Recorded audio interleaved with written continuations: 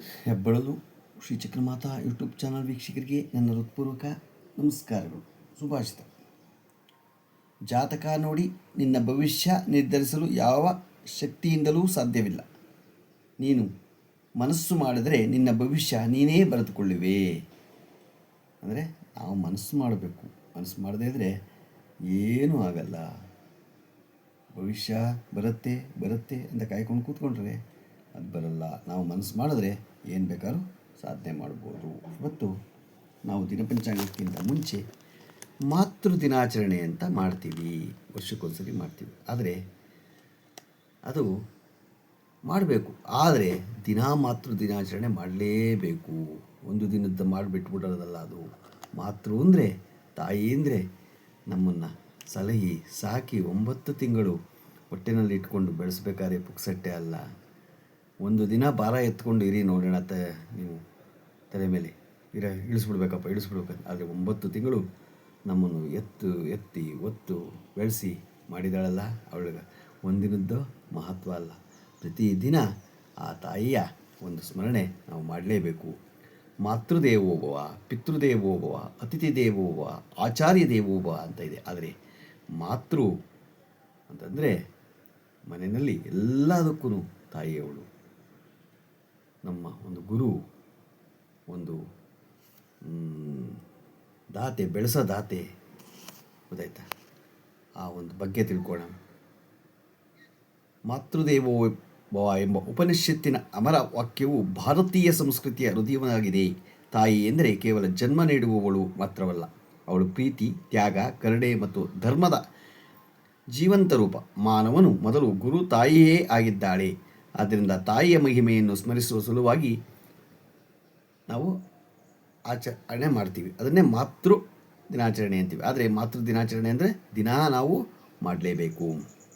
ಭಾರತೀಯ ಪರಂಪರೆಯಲ್ಲಿ ತಾಯಿಗೆ ದೇವಿಯ ಸ್ಥಾನ ನೀಡಲಾಗಿದೆ. ಜನನೀ ಜನ್ಮಭೂಮಿಶ್ಚ ಸ್ವರ್ಗಾದಪಿ ಗರೀಯಸಿ ಎಂಬ ಶ್ಲೋಕವು ತಾಯಿ ಮತ್ತು ಜನ್ಮಭೂಮಿಯ ಮಹತ್ವವನ್ನು ಸಾರುತ್ತದೆ. ತಾಯಿ ತನ್ನ ಸಂತಾನದ ಸುಖಕ್ಕಾಗಿ ತನ್ನ ಎಲ್ಲ ಕಷ್ಟಗಳನ್ನು ಮರೆತು ಬದುಕುವ ಮಹತ್ಯಾಗ, ಮಗುವಿನ ಮೊದಲ ಮಾತು, ಮೊದಲು ಹೆಜ್ಜೆ, ಮೊದಲು ಸಂಸ್ಕಾರ ಇವೆಲ್ಲವೂ ತಾಯಿಯ ಕರುಣೆಯ ಫಲ. ಹೌದಲ್ವಾ? ನಮಗೇನೇ ಬಂದ್ರೂ ತಾಯಿಯಿಂದಲೇ ಬರೋದು.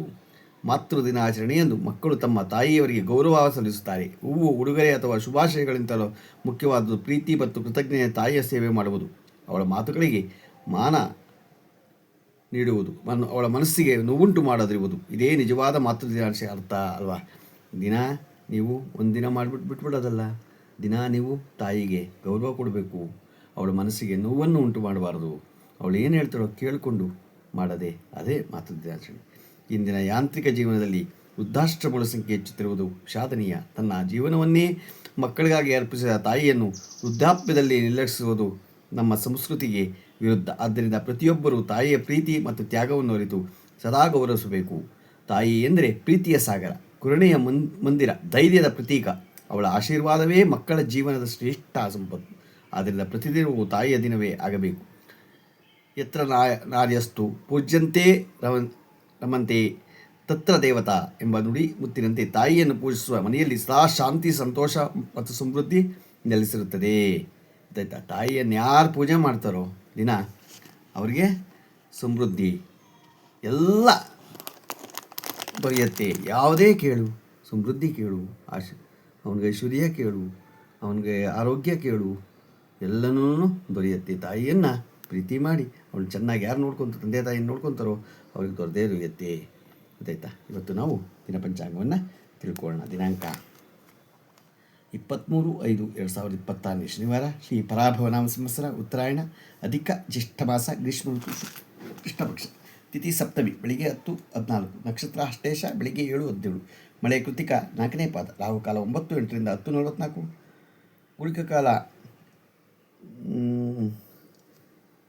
ಯಮಗಂಟ ಕಾಲ 1:55ರಿಂದ 3:31. ಇವತ್ತು ಯಾರು ಹುಟ್ಟುಹಬ್ಬ ಆಚರಣೆ ಮಾಡ್ಕೊತಿದ್ರು, ಮದುವೆಯಾದ ದಂಪತಿಗಳು ವಾರ್ಷಿಕೋತ್ಸವ ಆಚರಣೆ ಮಾಡ್ಕೊತಿರೋರಿಗೆ ನಮ್ಮ ಹೆಬ್ಬಳಲು ಶ್ರೀ ಚಕ್ರಮಾತಾ ಯೂಟ್ಯೂಬ್ ಚಾನಲ್ ಕಡೆಯಿಂದ ಶುಭಕಾಮನೆಗಳನ್ನು ತಿಳಿಸ್ತೀವಿ. ದೇವರವರಿಗೆ ಆಯಸ್ಸು, ಆರೋಗ್ಯ, ಐಶ್ವರ್ಯ ಎಲ್ಲ ಕೊಟ್ಟು ಕಾಪಾಡಲಿ ಅಂತ ಕೇಳ್ಕೊತೀವಿ.